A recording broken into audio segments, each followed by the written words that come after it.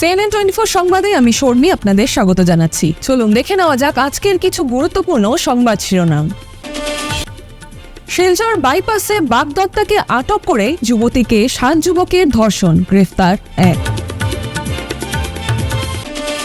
বিরোধী দল ও অখিল গগৈর বিরুদ্ধে মুখ খুললেন ডক্টর হিমন্ত বিশ্ব শর্মা। গভীর রাতে ভাঙ্গারপাড় বাজারে ভয়ঙ্কর অগ্নিকাণ্ডের ঘটনায় জ্বলে পুড়ে ছাই হয় 2টি দোকান। আসাম সরকারের উপাসনাস্থলী প্রকল্পের অধীনে শিলচরে বিভিন্ন মন্দির কমিটিকে চেক প্রদান করা হয়। এখন আসছে বিস্তারিত সংবাদে। শিলচর বাইপাসে গণধর্ষণের শিকার হলেন এক যুবতী। যুবতীর হবু স্বামীকে আটকে রেখে একে একে 7 দুষ্কৃতী চরিতার্থ করল পাশবিক বাসনা। বাইপাসে চেঙ্কুরি রোড সংলগ্ন এলাকায় গত বৃহস্পতিবার রাতে ঘটে এই নারকীয় ঘটনা। জানা গেছে 7 নরপশুর মধ্যে একজনকেই যুবতী চিনতে পেরেছেন। শহরের আশ্রম রোড এলাকার বাসিন্দা ওই যুবক সহ তার সঙ্গীদের পুলিশ বর্তমানে খুঁজছে। মঙ্গলবার বিকেলে কাছাড়ের জ্যেষ্ঠ পুলিশ সুপার পার্থ প্রতিম দাস সাংবাদিকদের মুখোমুখি হয়ে বলেন, যোনটো শিলচৰ বাইপাছৰ এটা কেছ হৈছিল, এইটো অলৰেডি কেছ ৰেজিষ্টাৰ হৈছে। 1 পাৰ্চন অলৰেডি এৰেষ্টেড, আৰু এজন পাৰ্চন আজি শ্বৰ্ট এৰেষ্ট হ'ব সেম কেছত। আৰু আমাৰ এটা ৰিকুৱেষ্ট পাব্লিকলৈ থাকিব যে কেছটো অলৰেডি আমাৰ ইনভেষ্টিগেশ্যন আছে, ভিক্টিমৰ মেডিকেল আমি কৰাইছোঁ, ডেট ৰিপৰ্ট ইজ অলছ' এৱেইটেড। তো এই বস্তুটো যাতে পাব্লিকে আনভেৰিফাইড ইনফৰমেশ্যনখিনি যাতে শ্বেয়াৰ নকৰে, বিকজ বস্তুটো আণ্ডাৰ ইনভেষ্টিগেশ্যন আছে আৰু আমি গোটেইকেইটা এংগল চাই আছো, যোনটো এক্সটৰ্চন, ৰেপ এণ্ড চাম আদাৰ এংগলছ যোনটো থাকিব পাৰে কেছত। তো till the investigation is clear, তো আমি পাব্লিকক ৰিকুৱেষ্ট কৰিম দে শুড বি কাম, আৰু একো এনেকুৱা পেনিক কৰিব লগা নাই। তো আমাৰ এৰেষ্ট যোনখিনি বাকী আছে সেইখিনি ইমিডিয়েটলি হ'ব। আৰু তাৰ বাহিৰে যোনখিনি মানুহে বহুত কথা কৈ আছে যে বেলেগ বেলেগ বিভিন্ন কথা, সেইটোত যাতে মানুহ কাম থাকক, আমি অফিচিয়েল ষ্টেটমেণ্ট এটা declare Karim once the investigation over, আৰু মেডিকেল ৰিপৰ্টছখিনি যোনখিনি আমাৰ SMCHত পেণ্ডিং আছে। তেওঁলোকে হাইৱেত এটা ৰেপ এণ্ড এক্সটৰ্চনৰ কেছ এটা আছে। তো আমি সেই গোটেইটো বস্তুটো আণ্ডাৰ ইনভেষ্টিগেশ্যন আছে। তো মই আজিৰ পইণ্টত মই একজেক্টলি কি হৈছে এইটো অলপ ইনভেষ্টিগেশ্যন চলি আছে। তো ইনভেষ্টিগেশ্যনটো কমপ্লিট হ'লে মই গোটেই বস্তুখিনি আপোনাক ক'ব পাৰিম, বিকজ ইয়াৰ লগত যোনটো টেকনিকেল এভিডেন্স আছে, মেডিকেল ৰিপৰ্ট, সেইটো পেণ্ডিং আছে। তো অলৰেডি মেডিকেল কৰা গৈছে, এইটো 4-5টা ডিপাৰ্টমেণ্টৰ পৰা আহিব লগা থাকে। We are in touch with principal of SMCH, তেওঁলোকে within a day or two এইটো উই আৰ অলছ' মনিটৰিং, যোনে আনভেৰিফাইড ইনফৰমেশ্যন উইদাউট নয়িং মানে বস্তু বহুত কিছুমান শ্বেয়াৰ কৰি আছে। আমি তেওঁলোককো এটা এডভাইজাৰী দিছোঁ যাতে আনভেৰিফাইড ইনফৰমেশ্যনখিনি শ্বেয়াৰ নকৰে। আমি নিজে অফিচিয়েল হেণ্ডেলত আমি এটা প্ৰেছ মিট কৰি পেলাই বস্তুখিনি ক্লিয়াৰ কৰিম। য়েছ আনভেৰিফাইড ইনফৰমেশ্যন যোনখিনি কৰি আছে এইটো পিছত প্ৰুভ হ'লে কিন্তু একশ্যন এইটো তেওঁলোকৰ এগেইনষ্টটো লোৱা যাব। বিরোধী দল ও অখিল গগৈর বিরুদ্ধে মুখ খুললেন ডক্টর হিমন্ত বিশ্ব শর্মা।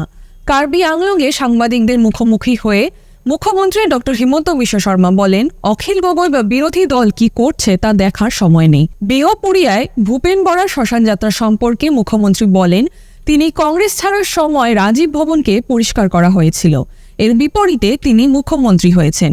ভূপেন বরার ক্ষেত্রেও ভালো কিছু হবে। অখিল গগৈৰ লগত বহুত মানুহ থাকে, যদি মই অখিল গগৈৰ লগত কোন থাকে চাই থাকো, তেনে দেশৰ কামবিলাক কোনে কৰিব? অখিল গগৈ যদি মোৰ ল'ৰা হ'লেহেঁতেন, ছোৱালী হ'লেহেঁতেন, মই চাই থাকিলো। অখিল গগৈৰ লগত কোন থাকে, কেনেকে থাকে, মই কিয় চাব লাগে? মোক যোগদান কৰোঁতেও কংগ্ৰেছে ৰাজীৱ ভৱনটো চাফা কৰিছিল, তেতিয়া মই মুখ্যমন্ত্ৰী হৈ গ'লো। গতিকে কংগ্ৰেছে কিবা কৰিলে সেইটো আশীৰ্বাদ হৈ যায়। কোনোবাই ৰাতি কিবা ক'ব, ৰাতিপুৱা কিবা ক'ব, দুপৰীয়া আকৌ কিবা ক'ব। গতিকে বিৰোধী পক্ষৰ দলখিনিৰ ওপৰত আপোনালোকে একো সিদ্ধান্ত ল'ব নোৱাৰে। ডেফিনেটলি 5টা চিট হ'ল, আগততো 4টা আছিল, এতিয়া 5টা হ'ল। গতিকে নতুন মুখটো লাগিব। পুৰণা 4টাৰ ভিতৰতো আমাৰতো তেনেকুৱা কোনো কথা নাই। পুৰণা থাকিলে আমি ভাল পাওঁ, কিন্তু যদি আমাৰ ভোট হৈ গ'ল ইয়াতে, কোনে কাক ভোট দিলে আমাৰতো গোটেই এটা নিয়মত হয়। অলৰেডি আমাৰ বোকাজানত চিলেকশ্যন হৈ গ'ল, আমাৰ বোকাজানত অলৰেডি চিলেকশ্যনটো ইয়াৰ ফালৰ পৰা দিলে, খালি বেলটটো বন্ধ কৰি থৈ দিছে, দিল্লীত খুলিব। এতিয়া পুৰণাজনে পাইছে নে নতুনজনে পাইছে মইতো ক'ব নোৱাৰো। গভীর রাতে ভাঙ্গারপাড় বাজারে ভয়ঙ্কর অগ্নিকাণ্ডের ঘটনায় জ্বলে পুড়ে ছাই হয়ে যায় দুটি দোকান। রাতে মসজিদের মাইকে অগ্নিকাণ্ডের খবর ছড়িয়ে পড়তে লোকে লোকারণ্যে পরিবেশ বাজারে। একদিকে আগুন নিয়ন্ত্রণে ঝাঁপিয়ে পড়েন সাধারণ মানুষ, অন্যদিকে সেই ঘটনাকে রাজনৈতিক ফায়দা তুলতে পিছু হটেননি কিছু নেতারা। দমকল বাহিনীর গাড়ি পৌঁছতে দেরি হওয়ার অভিযোগে প্রতিবাদে উত্তাল পরিস্থিতি সৃষ্টি করে তোলেন। এদিন উত্তর বরখলার প্রাক্তন জেলা পরিষদ সদস্য ও বর্তমানে কংগ্রেস দলের সম্ভাব্য বিধায়ক পদ প্রার্থী জহুরুল ইসলাম বরভুইয়া সহ এই এলাকার স্থানীয়রা জোরালো দাবি জানান একটি অগ্নি নির্বাপক ইঞ্জিন ভাঙ্গারপাড় পুলিশ ফাঁড়িতে দেওয়া হোক।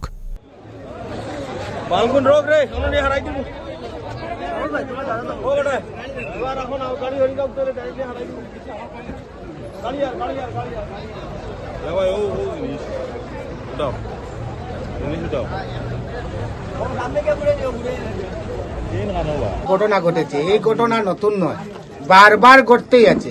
আর আমাদের এলাকা থেকে বারবার আমরা দাবি জানাচ্ছি যে ফায়ার ব্রিগেড বিগত 4 মাস আগে এখানে একটি ঘর আগুন লেগেছিল, একটি দোকান পুরা মানে জলে ছারখার হয়ে যায়, 4টা দোকান।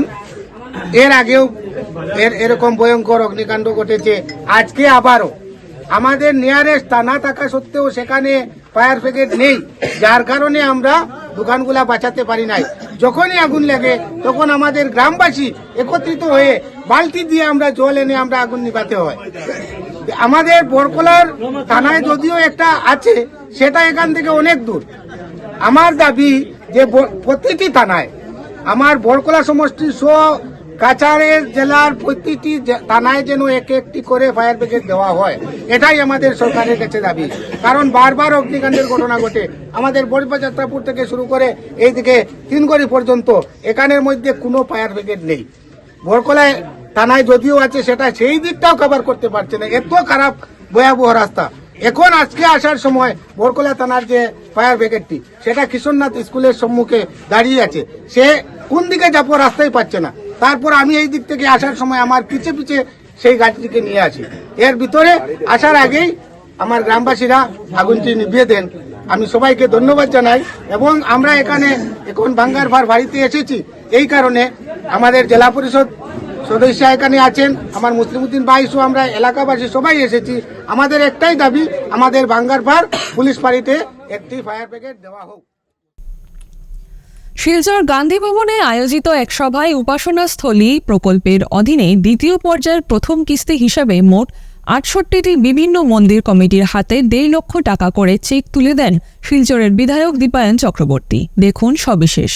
সভায় বক্তব্য রাখতে গিয়ে বিধায়ক জানান, রাজ্য সরকারের এই প্রকল্পের মূল উদ্দেশ্য হল উপাসনালয়গুলির পরিকাঠামোগত উন্নয়ন, সংস্কার ও সংরক্ষণে আর্থিক সহায়তা প্রদান করা। তিনি বলেন, ধর্মীয় ও সাংস্কৃতিক ঐতিহ্য রক্ষায় সরকার সর্বদা প্রতিশ্রুতিবদ্ধ। বিধায়ক আরও জানান, এই প্রকল্পের আওতায় আগামী পর্যায়ে পুনরায় ১.৫ লক্ষ দ্বিতীয় কিস্তির চেক প্রদান করা হবে।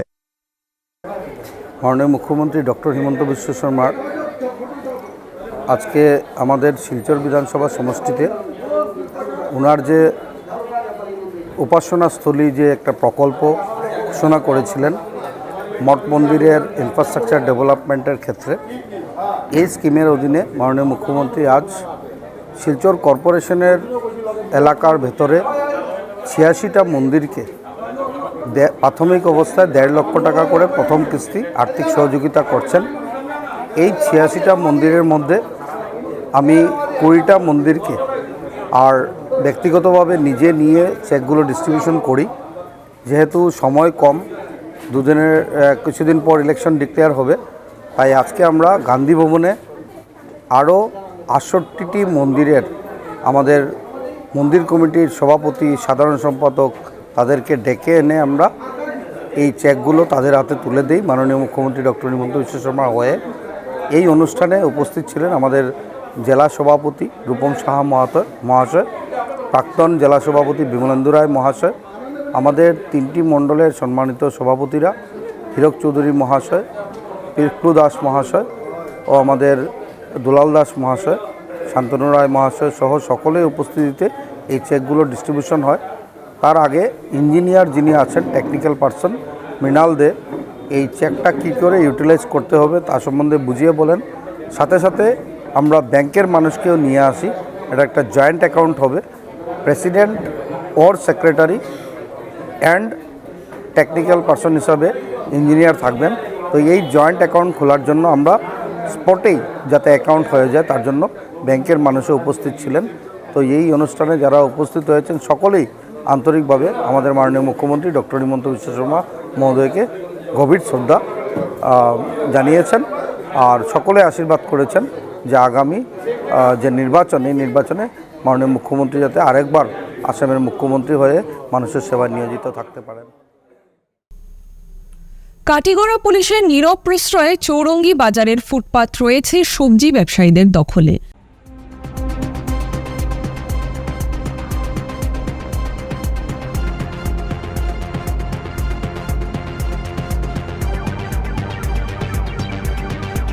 বাজারের ভিতর দেদার জায়গা থাকার পরও কিভাবে পথচারীদের ব্যবহারের ফুটপাতে দিব্যি ব্যবসা চালিয়ে যাচ্ছে ব্যবসায়ীরা, এতে পথ চলা প্রায় দুষ্কর হয়ে উঠেছে। এদিকে ফুটপাতের ঠিক নিচে সম্পূর্ণ অবৈধভাবে দাঁড় করিয়ে রাখা হয় বাইক, সাইকেল, স্কুটি ইত্যাদি। লাইনে দাঁড়িয়ে থাকে অটোগুলো। এতে যে কোন সময় চৌরঙ্গি বাজারে বড় ধরনের দুর্ঘটনা ঘটে যাওয়ার আশঙ্কা অমূলক নয়। এসব দেখেও না দেখার ভান করে আছে জনগণের নিরাপত্তার দায়িত্বে থাকা পুলিশ। ফিরছি একটি বিরতির পর। বেস্ট কেয়ার মেডিকোস আপনাদের দীর্ঘস্থায়ী এবং সুস্থ জীবনের দিকে আরও এক কদম এগিয়ে দিতে আমরা বদ্ধপরিকর। আমরা বেস্ট কেয়ার মেডিকোস। আমাদের ঠিকানা ইটখোলা অপোজিট দুর্গা মন্দির। যোগাযোগ 8472804476 অথবা 9707585025। এখানে যে কোনো ধরনের ওষুধের ওপর আপনি পেয়ে যাবেন ফ্ল্যাট 15% ডিসকাউন্ট। এছাড়াও আমাদের সমস্ত ওষুধ একেবারে অরিজিনাল। আপনারা বেস্ট দামে বেস্ট মূল্যের ওষুধ পাবেন বেস্ট কেয়ার মেডিকোসে। ফিরে এলাম বিরতির পর। দোল পূর্ণিমা উপলক্ষে শ্রীভূমি ইস্কন মন্দির কর্তৃপক্ষ 8 দিনের কর্মসূচি হাতে নিয়েছে। মঙ্গলবার মহিলাদের নিয়ে লঙ্গাই নদীর ঘাট থেকে জল ভরে এনে মঙ্গলঘট স্থাপন সহ ভাগবত বরণ ও সন্ধ্যা আরতি আয়োজন করা হয়। 25শে ফেব্রুয়ারি থেকে 3রা মার্চ কার্যক্রমের রূপরেখা নিয়ে ইস্কন মন্দির কর্তৃপক্ষ স্বামী নৃসিংহজি মিডিয়ার সামনে উল্লেখ করেন। অন্যদিকে ভারতমালার কাজের জন্য যেভাবে বাতাসে ধুলো ঝড় উঠছে তাতে অসন্তোষ প্রকাশ করেন মন্দির কর্তৃপক্ষ সহ অন্যান্যরা। যেহেতু মন্দিরে রয়েছে 8 দিনের কার্যক্রম, তাই ভক্তবৃন্দদের সুবিধার্থে প্রতিদিন সড়কে জল ছিটানোর জন্য বিভাগীয় কর্তৃপক্ষের কাছে অনুরোধ জানানো হয়। আমি শ্রীভূমিবাসীকে ধন্যবাদ জানাচ্ছি। তারা সবাই এই ভাগবতে অত্যন্ত উৎসাহী, কারণ এই ভাগবতযোগ্য নৈমিষ শরণে 60,000 ঋষিরা শ্রবণ করেছিলেন। সুখদেব গোস্বামী পরীক্ষিত মাসকে শ্রবণ করেছিলেন এবং সুত গোস্বামী এই নৈমিষ শরণের ভাগবত কথা আস্বাদন করেছিলেন সবাইকে। ঠিক তদ্ভাবে শ্রীভূমিবাসী, বরাকবাসী সবার কাছে এই আবেদন, আপনারা এই 7 দিন যে ভাগবত কথা হবে আপনারা আসুন। আগামী দিনে আমাদের কার্যকলাপ রয়েছে। সকাল 9টার সময় আমাদের নৃসিংহযজ্ঞ, এবার বৌদ্ধিক হবে ধর্মসভা, সনাতন ধর্ম, হিন্দু ধর্ম সম্বন্ধে এখানে বিভিন্ন কার্যকর্তারা আসবেন, তারা বলবেন। এছাড়া আমাদের 2টার সময় প্রসাদ এবং 4:30টায় ভাগবত কথা। প্রতিদিন এখানে ভাগবত কথা হবে। এছাড়া সেই সঙ্গে ভারত মায়ের চিত্রপট এখানে থাকবে, এখানে ভারত মায়ের বন্দনা করা হবে। এছাড়া আধ্যাত্মিকতা, ভারতীয় সভ্যতা, সংস্কৃতি প্রচার প্রসার করানো হবে। কার্যক্রম রয়েছে আমাদের, এখনই ঘট স্থাপন হবে এবং আগামী দিন আমাদের সকালে যজ্ঞ রয়েছে এবং সঙ্গের বিশিষ্ট কার্যকর্তা আসবেন, তারা এখানে বৌদ্ধিক দান করবেন। সেই সঙ্গে আমাদের প্রসাদ বিতরণ হবে। আর বিকাল 4:30 থেকে 7 দিনব্যাপী এখানে ভাগবত কথা অমৃত আস্বাদন করানো হবে। সঙ্গে সঙ্গে এখানে বিভিন্ন কালচারাল সংস্থা রয়েছে। মাসে আমাদের এখানে বিশেষ একটা বাদ্যযন্ত্রের ব্যবস্থা থাকবে। এছাড়া ওই সময় আমরা ভগবানকে আমরা ফুল দিয়ে সাজাবো এবং ফুলের আবির করব। কারণ যেহেতু ভগবান যে লীলা করে সেটা আমরা অনুকরণ করতে পারি না, কিন্তু এই ফুলের মাধ্যমে আমরা সবাইকে এই আধ্যাত্মিকতা পরিবেশন করতে পারি।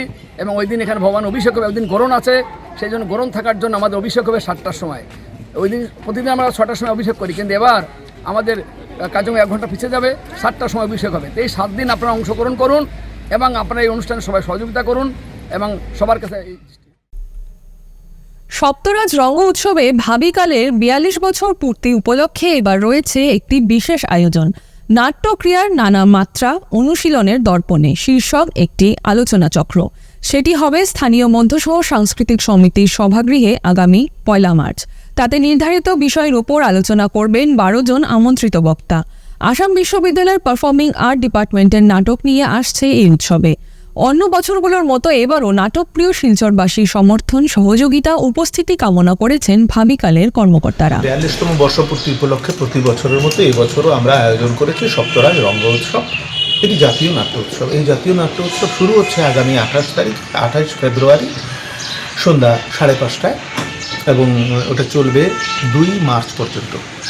এই ৩ দিনে মোট ৭টি নাটক দেশের বিভিন্ন প্রান্ত থেকে আসবে। সেই নাটকগুলো মঞ্চস্থ করবে, তাদের বেস্ট নাটকগুলো এখানে মঞ্চস্থ করবে। তার মধ্যে স্ত্রীর ইপত্র, বহরমপুর প্রান্তিক থিয়েটার এবং মুম্বাই মহারাষ্ট্র থেকে তাদের নাটক পরিবেশন করবে। নাটক ধিকরালা সেটি পরিবেশন করবে গিরিশ ক্রিয়েশন। এবং এছাড়া আমাদের আসাম রাজ্যের বার্নাম থিয়েটার বিশ্বনাথ চারিয়ালি ওরা পরিবেশন করবে একটি নাটক, সেটি হচ্ছে কাঠফুলা অসমীয়া ভাষায়। আসাম বিশ্ববিদ্যালয়ের পারফর্মিং আর্ট ডিপার্টমেন্ট ওরা পরিবেশন করবে তাদের একটি বিখ্যাত নাটক বলি অ্যান্ড শম্ভু।